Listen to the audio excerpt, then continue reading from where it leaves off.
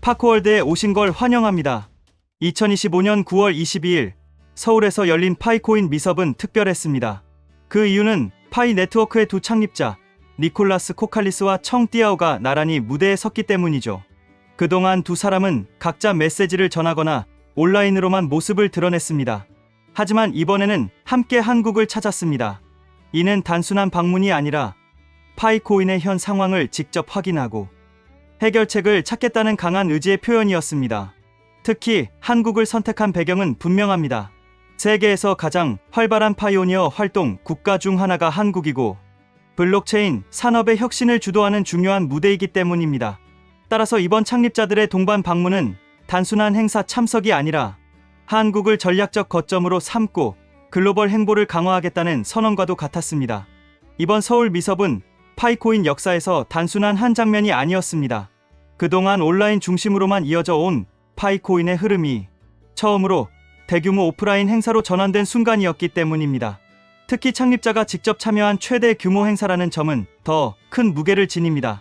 이는 파이코인이 단순한 실험 단계의 프로젝트가 아니라 실질적으로 글로벌 제도권 진입을 준비하고 있음을 보여주는 신호였습니다. 또한 한국에서 열렸다는 사실은 상징적 의미를 더했습니다. 한국은 파이코인 활동이 가장 활발한 나라 중 하나이자 블록체인 산업에서 세계적으로 영향력을 갖춘 허브이기 때문입니다. 결국 이번 미섭은 파이코인이 단순히 미래를 약속하는 코인이 아니라 지금 당장의 문제를 해결하며 현실로 나아가고 있다는 것을 전 세계에 알린 사건이었습니다.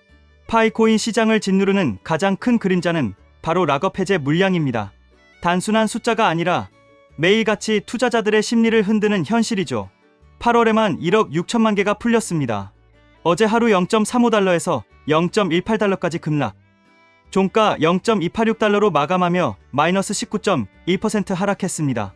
거래량 급증으로 매도 압력이 집중됐습니다. 공급 과잉이 어떤 파괴력을 갖는지 보여준 사례였습니다. 그리고 앞으로의 일정은 더 무겁습니다.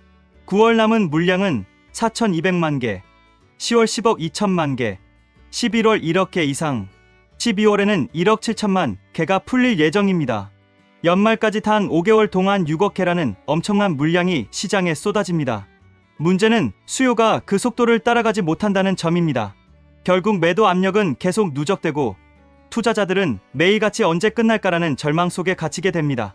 이 현실은 파이코인의 단기 전망을 어둡게 하지만 동시에 해결책을 찾지 않으면 안 된다는 긴박한 신호이기도 합니다.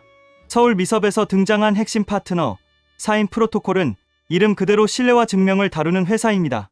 이들은 단순한 스타트업이 아니라 토큰 분배 분야에서 이미 확실히 검증된 플랫폼을 운영하고 있습니다. 그동안 40억 달러가 넘는 자산을 4천만 개 이상의 지갑에 안전하게 분배해왔습니다. 톤 생태계 공식 분배 파트너로 채택되었고 대규모 에어드랍을 무리 없이 처리할 수 있는 기술력을 입증했습니다. 특히 주목할 점은 옴니체인 증명 솔루션입니다. 이더리움, 솔라나, 톤 같은 여러 블록체인을 동시에 지원하며 토큰이 어느 체인에 있든 추적과 검증을 투명하게 해낼 수 있습니다. 또 하나 강력한 무기는 AI 기반 KYC 자동화 시스템입니다. 수천만 명의 사용자가 동시에 인증을 시도해도 처리 속도를 유지할 수 있고 규정 준수까지 관리할 수 있는 수준이죠.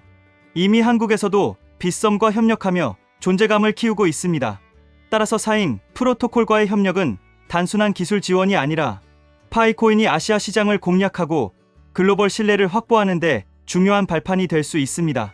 서울 미섭에서 가장 깊게 다뤄진 주제는 바로 토큰 분배 방식이었습니다. 끝없이 풀려나오는 락업 물량을 그대로 두고는 시장 회복을 기대하기 어렵다는 점을 모두가 인식하고 있었기 때문입니다. 첫째, KYC 대규모 처리가 논의됐습니다. 수천만 명의 파이오니어가 여전히 대기 중인 상황에서 사인의 AI 기반 KYC 시스템을 활용하면 인증 속도를 획기적으로 단축할 수 있습니다. 이는 곧 더 많은 사용자가 빠르게 메인넷에 합류할 수 있다는 의미이기도 합니다. 둘째, 분배 일정 최적화가 거론되었습니다. 지금처럼 단순히 달마다 거대한 물량을 한꺼번에 풀어버리는 방식은 시장 충격을 키울 뿐입니다. 이를 단계적으로 쪼개거나 기여도에 따라 차등 배분하는 방식이 검토된 것으로 보입니다. 투명하고 예측 가능한 일정이 마련되면 투자자 심리에도 안정감을 줄 수 있습니다. 셋째, 기술적 통합 방안이 있습니다. 차인의 토큰 테이블 플랫폼을 파이 메인넷과 직접 연동하면 스마트 컨트랙트 기반의 자동 분배 시스템을 구축할 수 있습니다. 여기에 옴니체인 기술을 접목하면 여러 체인 간 분배도 동시에 관리할 수 있게 됩니다. 넷째, 전략적 파트너십 구조도 중요한 논의였습니다. 단순히 기술을 빌려 쓰는 차원이 아니라 아시아 시장을 함께 공략하고 글로벌 거래소, 상장 지원까지 이어질 수 있는 장기 협력이 될 수 있다는 점이 확인됐습니다.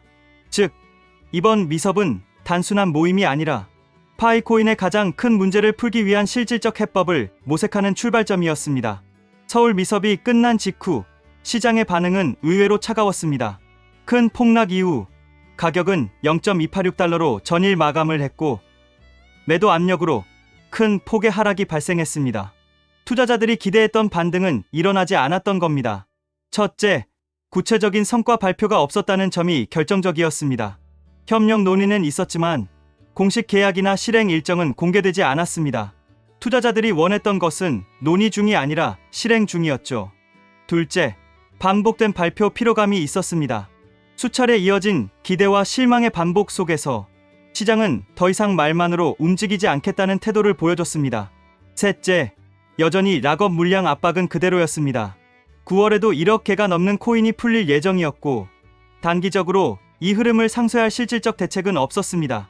하지만 부정적인 신호만 있었던 것은 아닙니다.